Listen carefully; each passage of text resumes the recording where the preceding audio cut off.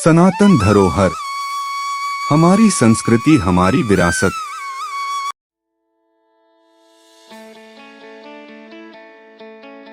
ओम नमो भगवते वासुदेवाय। नमस्कार मित्रों, आप सभी का स्वागत है हमारे चैनल सनातन धरोहर पे। आज हम जानेंगे कि बृहस्पतिवार की व्रत कथा क्या है और क्यों ये व्रत समस्त फलों को प्रदान करने वाला है। तो चलिए जानते हैं। इससे पहले की कथा शुरू करें, यदि आप हमारे चैनल पे नए हैं और आपने अभी तक हमारे चैनल को सब्सक्राइब नहीं किया है तो पहले सब्सक्राइब करें। ये बिल्कुल फ्री है, इसका कोई चार्ज नहीं लगता और वीडियो को लाइक और शेयर भी करें ताकि आप भी अपना पुण्य अर्जित कर सके जैसा कि मैंने किया है। चलिए शुरू करते हैं। इस व्रत को करने से समस्त इच्छाएं पूर्ण होती है और बृहस्पति महाराज प्रसन्न होते हैं। धन, विघा, पुत्र तथा मनोवांछित फल की प्राप्ति होती है। परिवार में सुख तथा शांति रहती है। इसलिए यह व्रत सर्वश्रेष्ठ और अति फलदायक है। इस व्रत में केले का पूजन ही करें। कथा और पूजन के समय मन, कर्म और वचन से शुद्ध होकर मनोकामना पूर्ति के लिए बृहस्पति देव से प्रार्थना करनी चाहिए। दिन में एक समय ही भोजन करें। भोजन चने की दाल आदि का करें। नमक न खाएं, पीले वस्त्र पहने, पीले फलों का प्रयोग करें, पीले चंदन से पूजन करें। पूजन के बाद भगवान बृहस्पति की कथा सुननी चाहिए। बृहस्पतिवार व्रत कथा। प्राचीन समय की बात है, एक बड़ा प्रतापी तथा दानी राजा था। वह प्रत्येक गुरुवार को व्रत रखता एवं पूजा करता था। यह उसकी रानी को अच्छा न लगता। न वह व्रत करती और न ही किसी को एक पैसा दान में देती।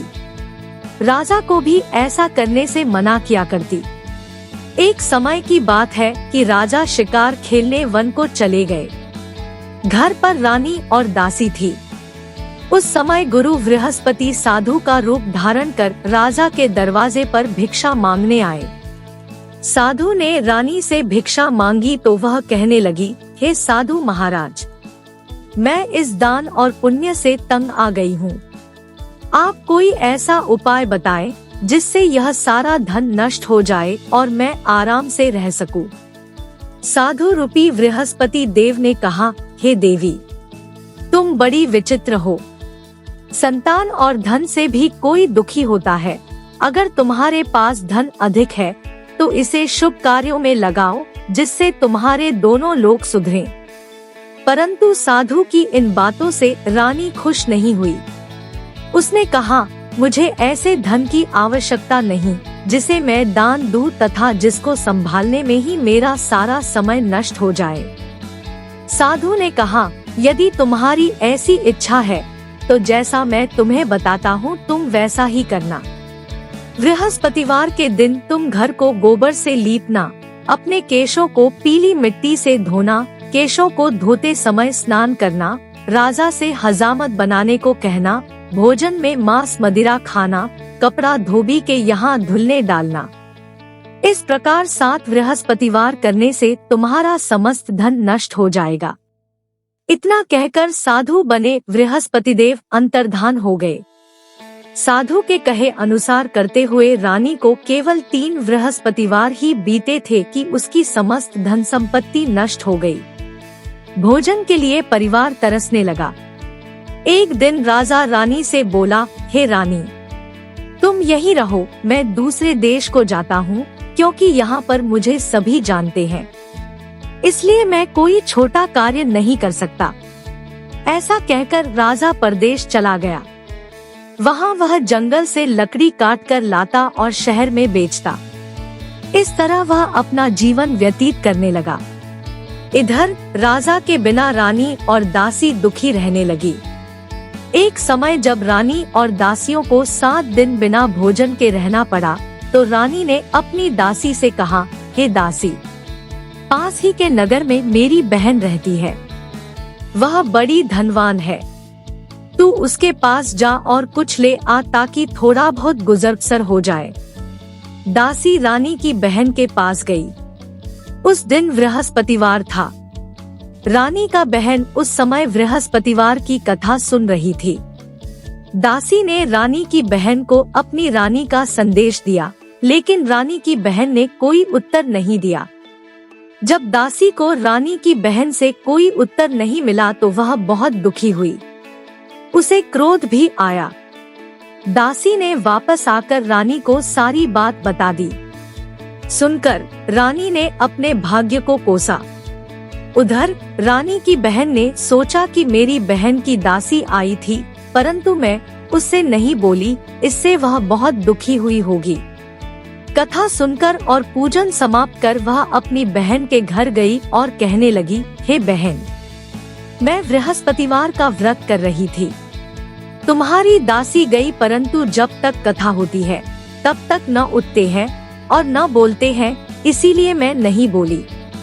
कहो दासी क्यों गई थी? रानी बोली, बहन, हमारे घर अनाज नहीं था। ऐसा कहते कहते रानी की आंखें भर आई। उसने दासियों समेत भूखा रहने की बात भी अपनी बहन को बता दी। रानी की बहन बोली, बहन देखो, बृहस्पतिदेव भगवान सबकी मनोकामना पूर्ण करते हैं। देखो, शायद तुम्हारे घर में अनाज रखा हो।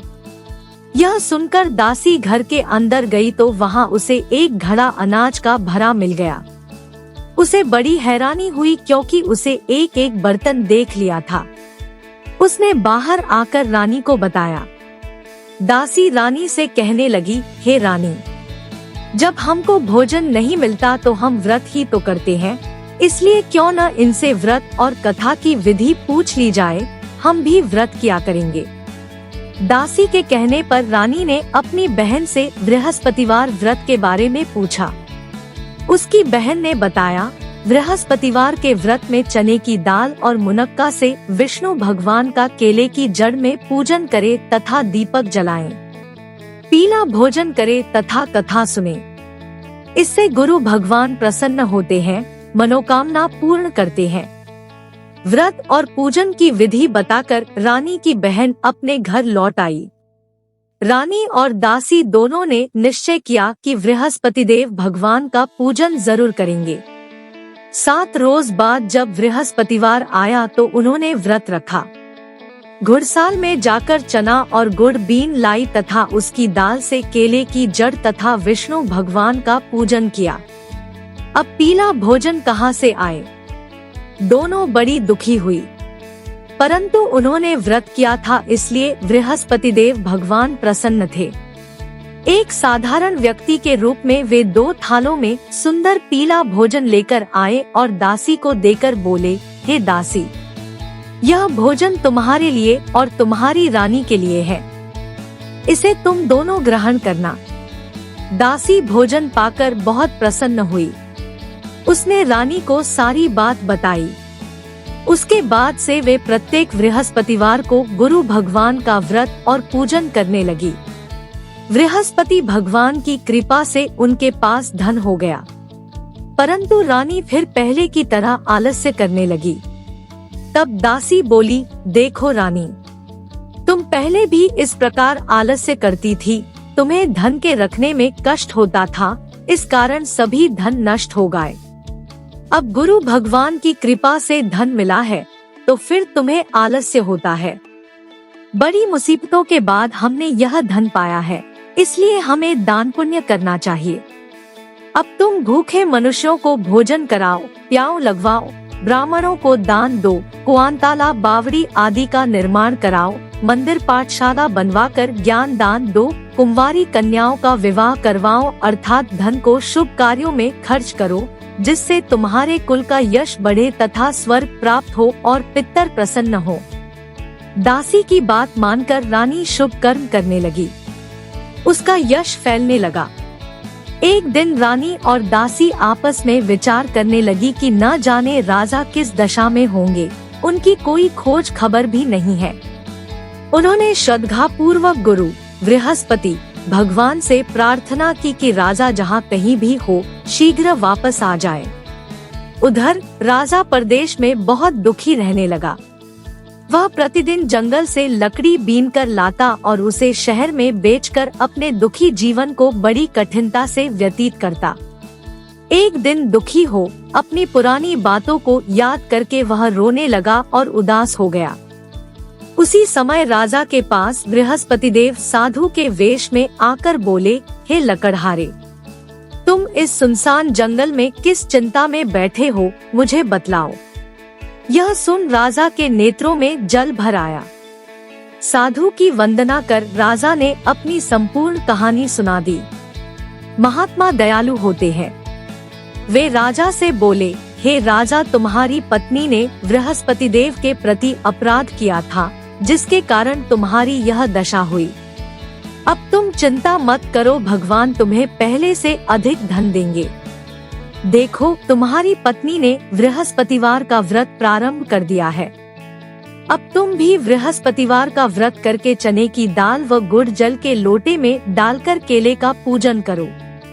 फिर कथा कहो या सुनो, भगवान तुम्हारी सब कामनाओं को पूर्ण करेंगे। साधु की बात सुनकर राजा बोला, हे प्रभु, लकड़ी बेचकर तो इतना पैसा भई नहीं बचता जिससे भोजन के उपरांत कुछ बचा सकूं। मैंने रात्रि में अपनी रानी को व्याकुल देखा है। मेरे पास कोई साधन नहीं जिससे उसका समाचार जान सकूं। फिर मैं कौन सी कहानी कहूँ, यह भी मुझको मालूम नहीं है। साधु ने कहा, हे राजा, मन में बृहस्पति भगवान के पूजन व्रत का निश्चय करो। वे स्वयं तुम्हारे लिए कोई राह बना देंगे। बृहस्पतिवार के दिन तुम रोजाना की तरह लकड़ियां लेकर शहर में जाना। तुम्हें रोज से दुगुना धन मिलेगा, जिससे तुम भली भांति भोजन कर लोगे तथा बृहस्पति देव की पूजा का सामान भी आ जाएगा। जो तुमने बृहस्पतिवार की कहानी के बारे में पूछा है, वह इस प्रकार है। बृहस्पति देव की कहानी। प्राचीन काल में एक बहुत ही निर्धन ब्राह्मण था। उसके कोई संतान न थी। वह नित्य पूजा पाठ करता। उसकी स्त्री न स्नान करती और न किसी देवता का पूजन करती। इस कारण ब्राह्मण देवता बहुत दुखी रहते थे। भगवान की कृपा से ब्राह्मण के यहाँ एक कन्या उत्पन्न हुई। कन्या बड़ी होने लगी। प्रातः स्नान करके वह भगवान विष्णु का जप करती। बृहस्पतिवार का व्रत भी करने लगी। पूजा पाठ समाप्त कर पाठशाला जाती तो अपनी मुट्ठी में जौ भर के ले जाती और पाठशाला के मार्ग में डालती जाती। लौटते समय वही जौ स्वर्ण के हो जाते तो उनको बीनकर घर ले आती। एक दिन वह बालिका सूप में उन सोने के जौ को फटक कर साफ कर रही थी कि तभी उसकी माँ ने देख लिया और कहा कि हे बेटी, सोने के जौ को फटकने के लिए सोने का सूप भी तो होना चाहिए। दूसरे दिन गुरुवार था। कन्या ने व्रत रखा और बृहस्पति देव से सोने का सूप देने की प्रार्थना की। बृहस्पति देव ने उसकी प्रार्थना स्वीकार कर ली।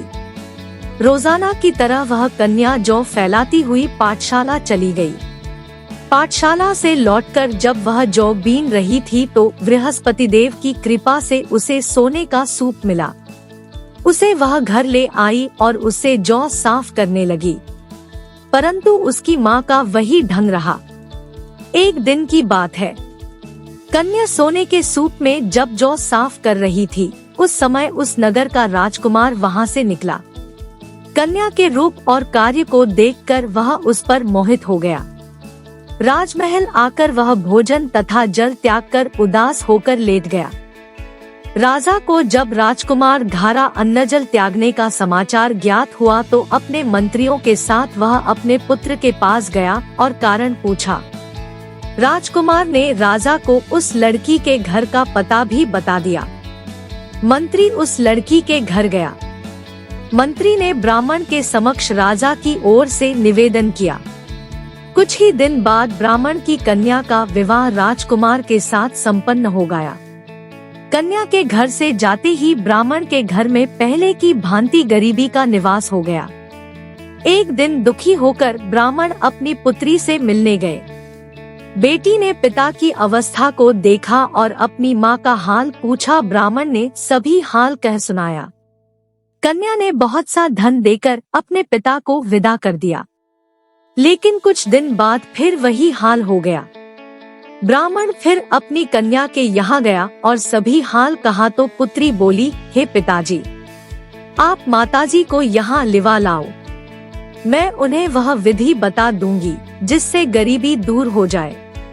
ब्राह्मण देवता अपनी स्त्री को साथ लेकर अपनी पुत्री के पास राजमहल पहुँचे तो पुत्री अपनी माँ को समझाने लगी, हे माँ, तुम प्रातःकाल स्नानादि करके विष्णु भगवान का पूजन करो तो सब दरिद्रता दूर हो जाएगी।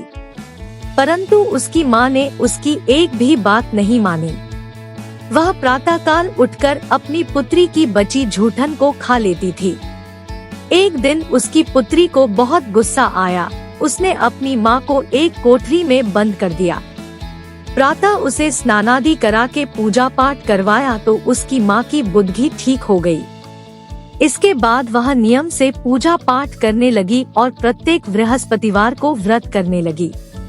इस व्रत के प्रभाव से मृत्यु के बाद वह स्वर्ग को गई। वह ब्राह्मण भी सुखपूर्वक इस लोक का सुख भोग कर स्वर्ग को प्राप्त हुआ। इस तरह कहानी कहकर साधु बने देवता वहां से लोप हो गए। धीरे धीरे समय व्यतीत होने पर फिर बृहस्पतिवार का दिन आया। राजा जंगल से लकड़ी काटकर शहर में बेचने गया। उसे उस दिन और दिनों से अधिक धन मिला। राजा ने चना, गुड़ आदि लाकर बृहस्पतिवार का व्रत किया। उस दिन से उसके सभी क्लेश दूर हुए। परंतु जब अगले गुरुवार का दिन आया तो वह बृहस्पतिवार का व्रत करना भूल गया। इस कारण बृहस्पति भगवान नाराज हो गए। उस दिन उस नगर के राजा ने विशाल यज्ञ का आयोजन किया था तथा अपने समस्त राज्य में घोषणा करवा दी कि सभी मेरे यहाँ भोजन करने आवे। किसी के घर चूल्हा न जले। इस आज्ञा को जो न मानेगा उसको फांसी दे दी जाएगी। राजा की आज्ञानुसार राज्य के सभी वासी राजा के भोज में सम्मिलित हुए, लेकिन लकड़हारा कुछ देर से पहुंचा, इसलिए राजा उसको अपने साथ महल में ले गए। जब राजा लकड़हारे को भोजन करा रहे थे तो रानी की दृष्टि उस खूंटी पर पड़ी जिस पर उसका हार लटका हुआ था। उसे हार खूंटी पर लटका दिखाई नहीं दिया। रानी को निश्चय हो गया कि मेरा हार इस लकड़हारे ने चुरा लिया है। उसी समय सैनिक बुलवाकर उसको जेल में डलवा दिया। लकड़हारा जेल में विचार करने लगा कि न जाने कौन से पूर्वजन्म के कर्म से मुझे यह दुख प्राप्त हुआ है, और जंगल में मिले साधु को याद करने लगा। तत्काल बृहस्पति देव साधु के रूप में प्रकट हो गए और कहने लगे, अरे मूर्ख, तूने बृहस्पति देवता की कथा नहीं की, उसी कारण तुझे यह दुख प्राप्त हुआ है। अब चिंता मत कर। बृहस्पतिवार के दिन जेलखाने के दरवाजे पर तुझे 4 पैसे पड़े मिलेंगे। उनसे तू बृहस्पतिवार की पूजा करना तो तेरे सभी कष्ट दूर हो जाएंगे। अगले बृहस्पतिवार उसे जेल के द्वार पर 4 पैसे मिले। राजा ने पूजा का सामान मंगवाकर कथा कही और प्रसाद बांटा। उसी रात्रि में बृहस्पति देव ने उस नगर के राजा को स्वप्न में कहा, हे राजा, तूने जिसे जेल में बंद किया है उसे कल छोड़ देना, वह निर्दोष है। राजा प्रातःकाल उठा और खूंटी पर हार टंगा देखकर लकड़हारे को बुलाकर क्षमा मांगी तथा राजा के योग्य सुंदर वस्त्र आभूषण भेंट कर उसे विदा किया। गुरुदेव की आज्ञानुसार राजा अपने नगर को चल दिया। राजा जब नगर के निकट पहुंचा तो उसे बड़ा ही आश्चर्य हुआ। नगर में पहले से अधिक बाग, तालाब और कुएं तथा बहुत सी धर्मशालाएं, मंदिर आदि बने हुए थे। राजा ने पूछा कि यह किसका बाग और धर्मशाला है। तब नगर के सब लोग कहने लगे कि यह सब रानी और दासी द्वारा बनवाए गए हैं। राजा को आश्चर्य हुआ और गुस्सा भी आया कि उसकी अनुपस्थिति में रानी के पास धन कहां से आया होगा। जब रानी ने यह खबर सुनी कि राजा आ रहे हैं, तो उसने अपनी दासी से कहा, हे दासी, देख, राजा हमको कितनी बुरी हालत में छोड़ गए थे। वह हमारी ऐसी हालत देखकर लौट न जाए, इसलिए तू दरवाजे पर खड़ी हो जा।